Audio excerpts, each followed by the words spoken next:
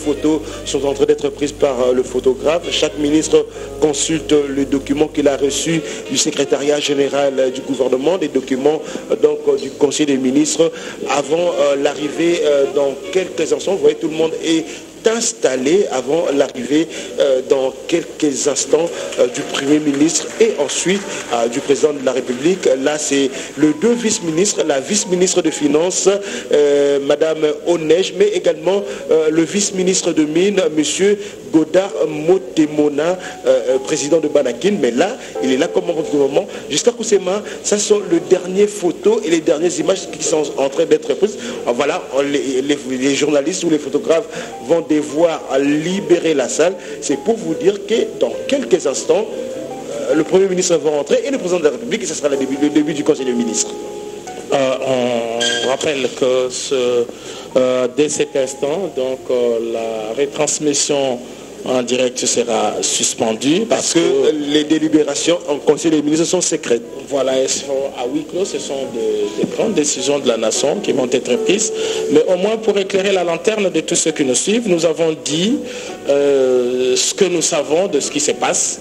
Ce qui se passe, c'est que le président de la République qui préside justement cette réunion a une communication qu'il fait devant et pour aujourd'hui, comme il s'agit de la toute première réunion du gouvernement remanié, son allocution des circonstances ne manquera pas de rappeler ses motivations, la mission qu'il assigne à ces gouvernements de Sama Lukonde II, ses attentes, mais aussi celles de l'opinion nationale. Tous ces ministres ont l'obligation de résultats, parce qu'ils seront jugés par rapport à leur performance. Le président de la République ne cesse de les rappeler. Donc ils ont l'obligation de résultats. Ils ont la confiance du président de la République et du Premier ministre. Ils ont la confiance de la population. Mais ils ont également le poids des responsabilités par rapport aux nombreuses attentes, et chacun dans son secteur. Et comme on a dit, beaucoup de choses ont été faites. Nous avons relevé tout à l'heure ce qui a été réalisé dans le domaine de l'énergie.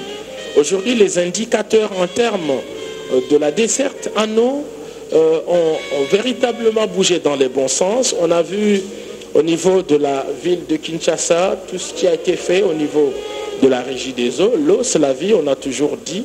Et le président de la République a fait de la desserte d'eau pour cette mégalopole sa priorité. Fini les puits au niveau de maisons, parce que la dernière solution, par exemple dans des quartiers comme ma campagne et Ipen, c'était des forages d'eau. Et donc lorsque vous survolez la ville de Kinshasa, vous allez voir de nombreux puits à travers de parcelles, tout ça à recherche de l'eau potable. Aujourd'hui, les choses ont véritablement changé. Il y a beaucoup de choses qui ont été faites également au niveau du ministère du budget. Par exemple, il y a ces budgets qui est passé de 5 milliards. Aujourd'hui, on est autour de 16 milliards.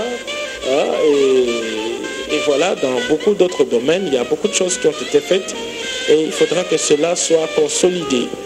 Et voilà, donc ce sont des statistiques du gouvernement. 58 ministres, 2 ministres de plus qu'au précédent gouvernement. Il y a 5 vice-premiers ministres, il y en avait 4 auparavant, maintenant ils sont 5. Il y a 5 tout simplement parce que F. Bazaïba, qui était vice-premier ministre, ministre de l'Environnement, désormais il a cédé la vice-primature à M. Jean-Pierre Bemba Gombo, il faudrait également préciser que Jean-Pierre Bemba Gombo est son chef de parti également, ils viennent tous du MLC, donc F. Bazaïba et Jean-Pierre Bemba Gombo. Jean-Pierre Bemba Gombo désormais c'est le vice-premier ministre, ministre de la Défense nationale, et F. Bazaïba qui était la secrétaire générale du MLC et désormais la ministre d'État. Ça, c'est la lecture politique, chère Jessica Bassel. Justement, la configuration actuelle du gouvernement, on peut dire que le président de la République a battu les rappels des troupes au niveau de sa famille politique. Et donc l'entrée d'Antipas Moussa Niamouissi, de Vital Kamere et de Jean-Pierre Bemba montre que l'Union sacrée reste un bloc très soudé qui doit préparer justement ce passage du premier au deuxième mandat, qui devrait améliorer le vécu quotidien. Et nous avons dit tout à l'heure que l'érection de certains ministères en vice-primature, c'est aussi le reflet de l'importance et des attentes que le président de la République place au niveau de ses portefeuilles, au niveau de l'armée nationale.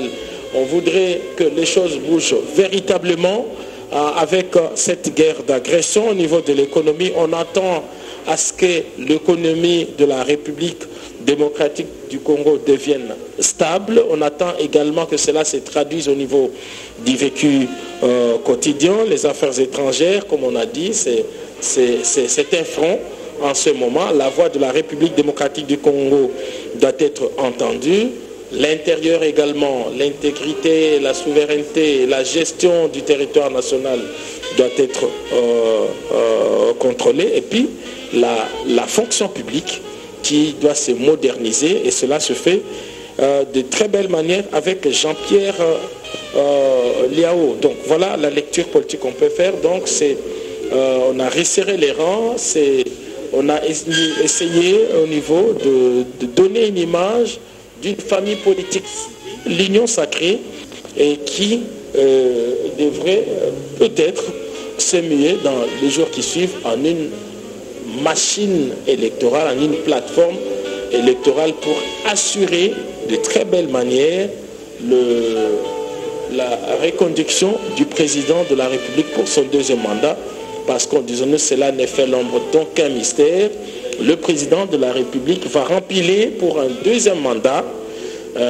Il n'y a pas de doute à ce niveau, et il n'y a pas de doute non plus pour lui de pouvoir gagner haut la main cette élection pour un deuxième quinquennat à la tête de la République démocratique du Congo. À partir du moment où les bases ont été jetées, tout a été préparé, et donc pour le reste, on va assister maintenant à des résultats concrets de tout ce qui a été préparé au cours du premier mandat.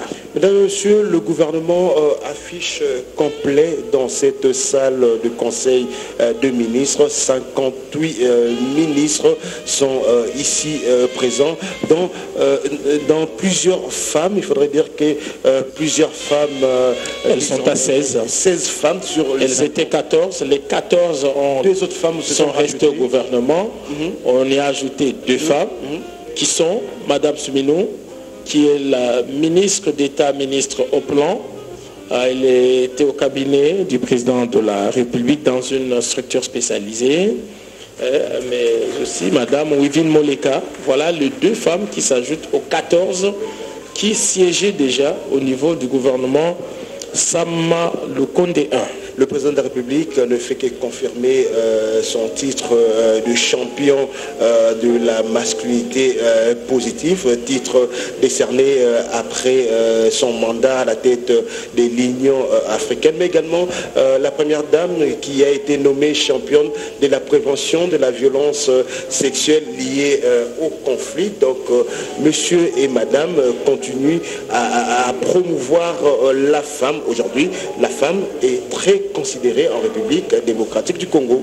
La distinguée première dame Denise Nyakero Tshisekedi sera à l'honneur au mois de juin de cette année, parce que dans les 16, elle recevra ici même à Kinshasa une vingtaine de premières dames d'Afrique qui viennent en assemblée générale ici à Kinshasa. Donc les travaux proprement dit... Il faudrait que ce sera pour la première fois, Giscard, que les premières dames, autant de premières dames viennent ici en République démocratique. Pour une réunion spécifique, elles ont l'habitude d'accompagner les chefs d'État, mais cette fois elles viennent ici, et c'est elle justement qui est la présidente dans la présidente rotative justement du regroupement des premières dames. Elle va recevoir les autres premières dames d'Afrique ici, à Kinshasa, en République démocratique du Congo, pour une très grande rencontre qui se prépare minutieusement, des travaux qui se dérouleront au Palais du Peuple, la journée du 17 juin 2023, et toutes les batteries sont en marche. Nous sommes aujourd'hui à presque 2 mois de l'événement, mais je vous dis que la préparation s'est faite minutieusement pour que cet événement réussisse. Et donc nous n'attendons plus que la date du 16 juin d'abord pour recevoir toutes ces premières dames. Et puis le 17 pour les travaux proprement dit ici à Kinshasa, capitale de la République démocratique du Congo. Madame de Diakero, donc, qui confirme son leadership. Elle est aujourd'hui vice-présidente de l'association de premières dames d'Afrique. Donc, elle confirme son leadership dans le millier de premières dames d'Afrique. Donc, cette grande réunion qui va se tenir ici en République démocratique du Congo le 16 juin prochain, où pratiquement toutes les premières dames d'Afrique viendront pour cette grande conférence. Monsieur le ministre d'État Guy Luando, lui qui est chargé de nous aménager les villes de la République démocratique du Congo. Il a commencé par son terroir. On sait qu'il s'est construit un aéroport moderne, en tout cas, dans son terroir natal au niveau du Grand Équateur. Il est à le nom va venir d'ici. Le Chuapa. Voilà, exactement là.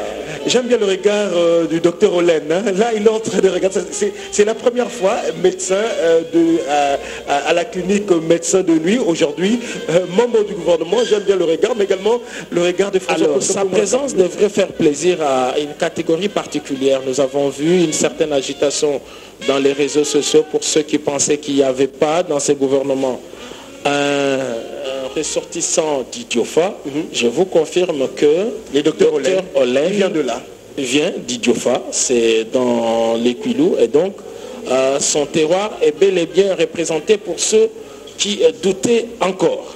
Le nouveau patron de l'agriculture ici en République démocratique du Congo, M. José Panda Kabangu, l'agriculture qui est également un des secteurs très importants du programme du gouvernement, mais également Madame Wivine Moleka, qui est la vice-ministre ministre des hydrocarbures, mais la nouvelle patronne du plan, Madame la ministre d'État, ministre du plan, ce ministère, Giscard Koussema, un des ministères importants de ces gouvernements.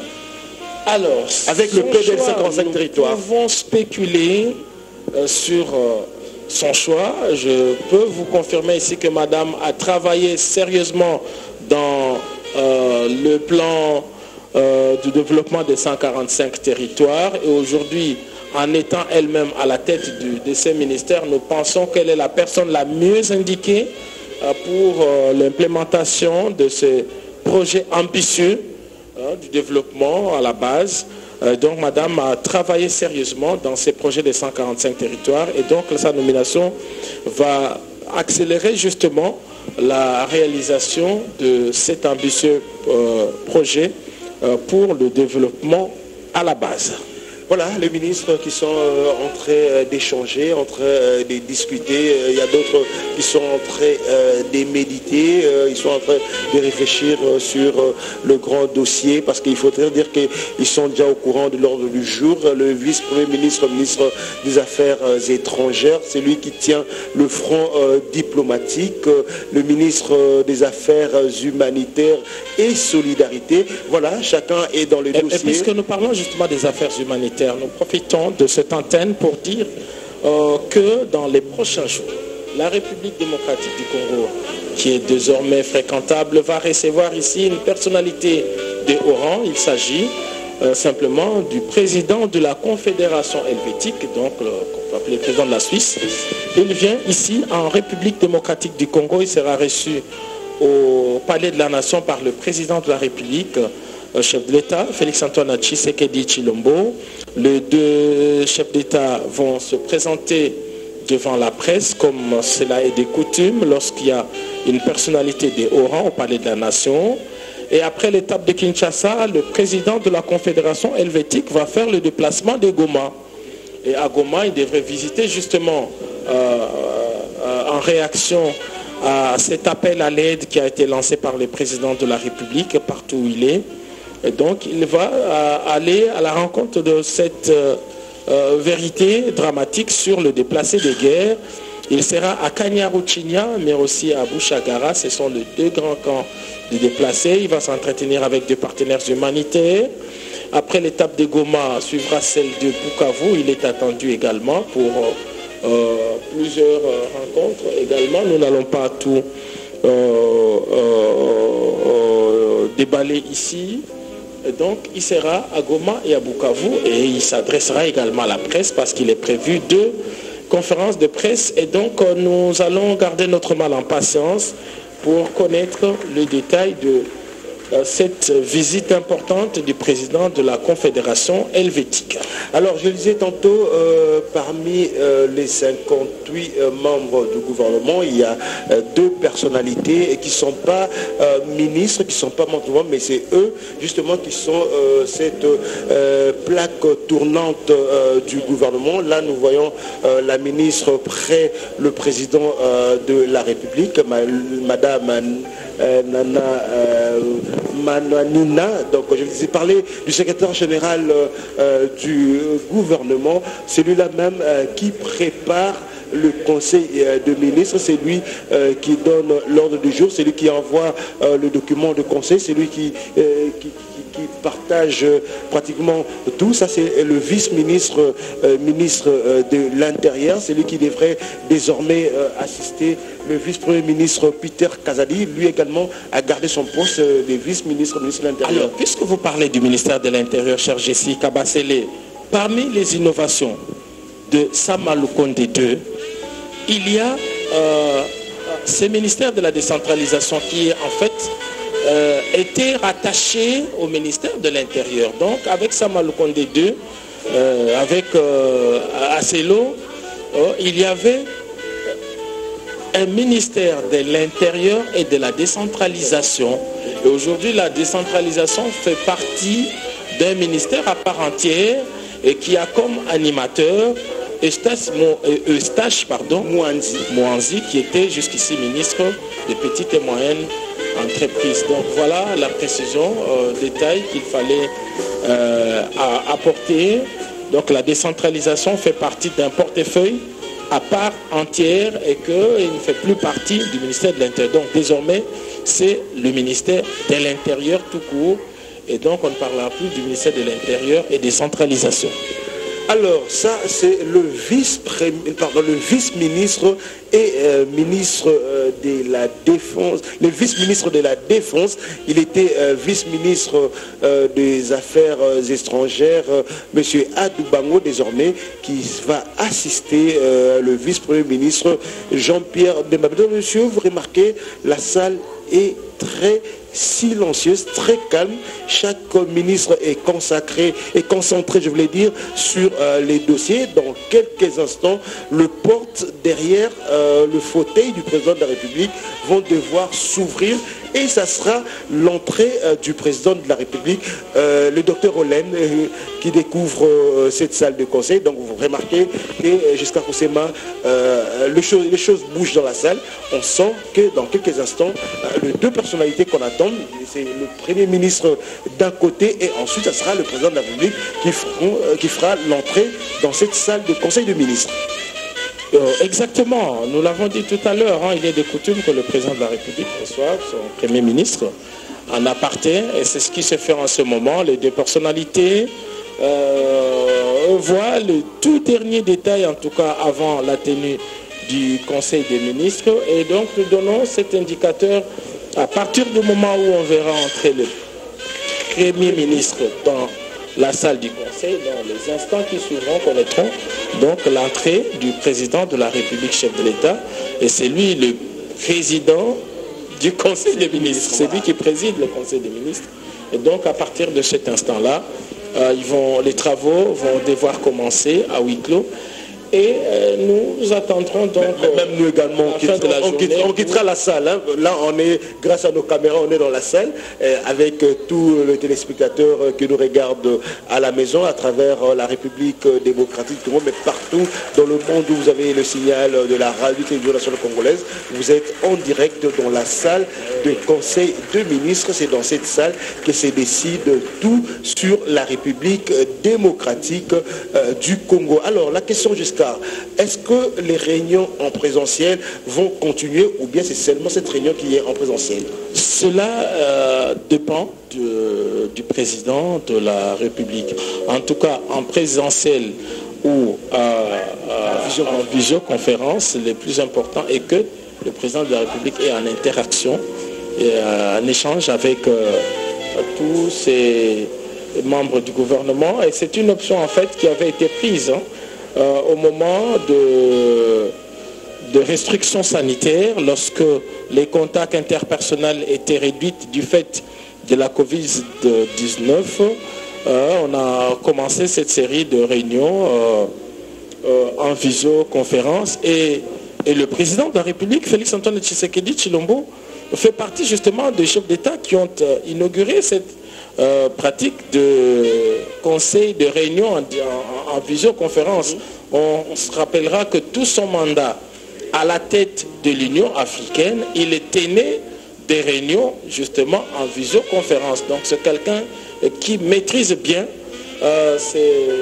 la présidence des réunions en visioconférence parce qu'il a fait au niveau de l'Union africaine, il a organisé des sommets virtuels, ça restera gravé dans l'histoire.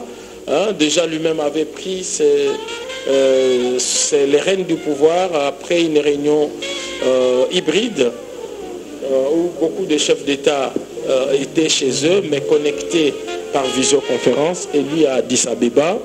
Et donc il a gardé cette habitude même au niveau du gouvernement et donc suivant les cas, suivant sa disponibilité, et donc il peut présider un conseil des ministres en visioconférence comme en présentiel, mais cela ne change rien sur la qualité du débat et sur les interactions entre lui et les autres membres du gouvernement. Je le disais tantôt, c'est cette personne qui prépare justement le conseil des ministres. Lui, c'est le secrétaire général du gouvernement. C'est lui qui prépare l'ordre du jour. C'est lui également qui prépare les grands dossiers pour le conseil des ministres. Mais également, c'est lui qui est ensemble avec le ministre de la Communication et Médias, rédige le compte rendu du gouvernement avant de le soumettre au Premier ministre pour amendement et approbation. Ensuite, il le soumet au président de la République à travers son directeur de cabinet pour amendement et approbation.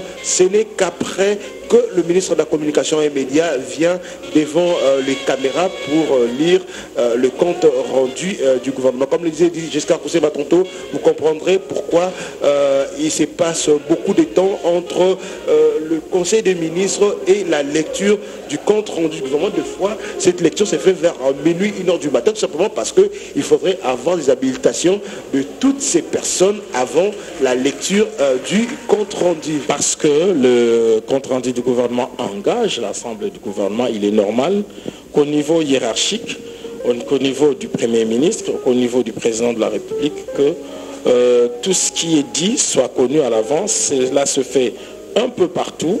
Et donc le conseil, ce qui sort de la bouche de Patrick Mouyaya n'engage pas que sa personne, mais s'engage la République tout entière. Donc c'est cela, être porte-parole, il